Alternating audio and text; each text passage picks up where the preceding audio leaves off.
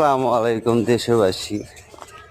দেখুন বন্ধুরা, আমাদের বাংলাদেশে কীরকম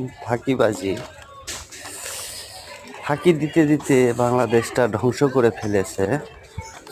এখানে রাস্তা হচ্ছে হরিতলা বাজার থেকে চরকতলা রাস্তাটি।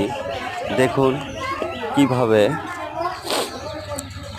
ফাঁকি দিয়ে রাস্তাটা তৈরি করে যাচ্ছে, যেখানে বাইরে থেকে খোয়া এনে রাস্তায় দেওয়ার কথা সেখানে না দিয়ে শুধু দুর্নীতি আর দুর্নীতি।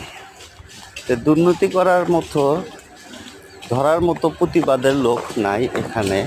প্রশাসন উপর কর্মকর্তারা কেউই নাই।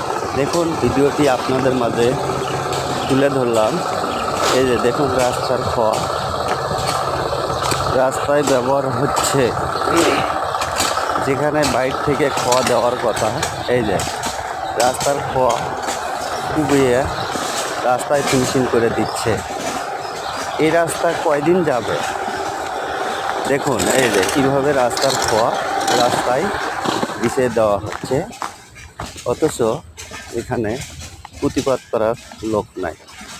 তাহলে বাংলাদেশে শুধু দুর্নীতি আর দুর্নীতি।